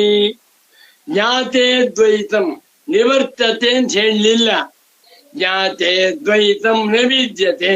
ಇದು ನನಗೆ ಅಧ್ಯಾರೋಪಾಪವಾದ ಪ್ರಕ್ರಿಯೆಯ ಸ್ವರೂಪವನ್ನ ಗುರುಡೆ ತುಂಬಿಬಿಡಿ. ಯಾರಿಗೂ ವಾಕ್ ಮಾಡಿಸುವಾಗ ಯಾವುದೋ ವಿಷಯ ತಗೊಂಡು ಅಧ್ಯಾರೋಪಾಪವಾದ, ರಾತ್ರಿ ಯೂರಿನೇಷನ್ಗೆ 12:30 1 ಗಂಟೆ ಎದ್ರೆ ಅರ್ಧ ಗಂಟೆ ಟೈಮ್, ಆ ಸಮಯದಲ್ಲಿ ಏನೋ ಒಂದು ವಿಷಯ. ಅಧ್ಯಾರೋಪಾಪವಾದ ಪ್ರಕ್ರಿಯೆ ಅರ್ಥವಾಗದೆ ಹೋದ್ರೆ ಅದ್ವೈತ ವೇದಾಂತ ಅರ್ಥವಾಗುವುದಿಲ್ಲ. ಅನೇಕ ಜನ ಆಕ್ಷೇಪಣೆ ಮಾಡ್ತಾರೆ, ಅದ್ವೈತ ವೇದಾಂತದಲ್ಲೂ ದ್ವೈತ ಇದೆ, ಅದ್ವೈತ ವೇದಾಂತ ದರ್ಶನವೂ ಕೂಡ ಅವಿದ್ಯಾವಂತ ವಿಷಯ ಅಂತಾದ್ಮೇಲೆ ನೀವು ಹೇಳುವಂತ ಮೋಕ್ಷ ಅದು ಅವಿದ್ಯಾ ಅಂತ ಆಗಲ್ಲ. ಎಲ್ಲ ಅಧ್ಯಾರೋಪ ದೃಷ್ಟಿಯಿಂದ ಒಪ್ಪಿಕೊಂಡು ಜ್ಞಾತೆ ಸತಿ ತತ್ವ ಅರ್ಥವಾಗಿಬಿಟ್ರೆ ಯಾವ ದ್ವೈತವೂ ಇಲ್ಲ. ಅಯ್ಯಂತು ಅತ್ರ ವಿಶೇಷ, ಅತ್ರ ಮೋಕ್ಷ ಶಾಸ್ತ್ರದಲ್ಲಿ ಆದರೆ ಇದು ವಿಶೇಷ. ಯದ್ಯಪಿ ಅವಿದ್ಯಾವಂತಮೇವ ಹಿತಂ ಶಾಸತಿ ಮೋಕ್ಷ ವಚನಾನ್ಯಪಿ ಶಾಸತಿ. ಶಾಸ್ತಿ ಶಾಸ್ತ್ರ ಶಾಸತಿ ಬಹುವಚನ. ಗುರುಗಳ ವಾಕ್ಯ ಬ್ರಹ್ಮಾನಂದ. ಓದ್ತಾ ಇದ್ರೆ ಏನೋ ಒಂದು ಆನಂದ, ಜಿಲೇಬಿ ಇದ್ದಂದಷ್ಟು ಆನಂದ.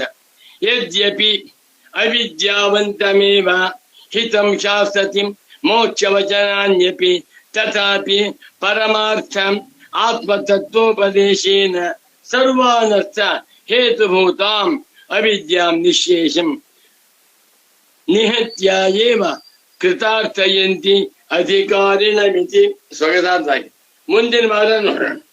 ಒಟ್ಟಿನಲ್ಲಿ ಎಲ್ಲ ಶಾಸ್ತ್ರಗಳು ಅವಿದ್ಯೆಯನ್ನ ಇಟ್ಕೊಂಡೇ ಹೊರಟಿವೆ. ವೇದಾಂತ ಶಾಸ್ತ್ರವೂ ಕೂಡ ಅವಿದ್ಯೆಯನ್ನೇ ಇಟ್ಕೊಂಡು ಹೊರಟಿದ್ದರೂ ಸಹಿತ ಇದು ಪರಮಾರ್ಥವಲ್ಲ, ಅಧ್ಯಾರೋಪ ಅಪವಾದ ದೃಷ್ಟಿಯಿಂದ ಹೇಳ್ತಾ ಇದೆ ಎನ್ನುವ ರಹಸ್ಯವನ್ನ ಪರಮ ಪೂಜ್ಯ ಶ್ರೀ ಶ್ರೀ ಸಚ್ಚಿದಾನಂದೇಂದ್ರ ಸರಸ್ವತಿ ಸ್ವಾಮೀಜಿಯವರು ತಿಳಿಸಿದ್ದಾರೆ ಅಂತ ಹೇಳುತ್ತಾ ಇಲ್ಲಿಗೆ ಇವತ್ತಿನ ಪ್ರವಚನವನ್ನ ಸಂಪನ್ನಗೊಳಿಸುತ್ತಿದ್ದೇನೆ. ಬಹಳ ಚೆನ್ನಾಗಿದೆ. ಅರ್ಥ ಮಾಡ್ಕೊಂಡ್ಬಿಟ್ರೆ ಎಲ್ಲರೂ ಬ್ರಹ್ಮಜ್ಞಾನಿ ಪುಂಗವರಾಗಿ ಜೀವನ್ಮುಕ್ತರಾಗುವುದರಲ್ಲಿ ಸಂಶಯವೇ ಇಲ್ಲ. ನಮೋ ನಮಃ ಸಚ್ಚಿದಾನಂದೇಂದ್ರ ಸರಸ್ವತಿ ಸದ್ಗುರು ಪಾದುಕಾಭ್ಯಾಂ. ಸೂತ್ರ ಭಾಷ್ಯ ಪ್ರಣೇತಾರಂ ವೇದಾಂತಾಬ್ಜ ಪ್ರಭಾಕರಂ ವಂದೇ ಪರಸ್ಪರಾತ್ಮಾನಂ ಬಾದರಾಯಣ ಶಂಕರಂ. ಓಂ ಶಾಂತಿ ಶಾಂತಿ ಶಾಂತಿ.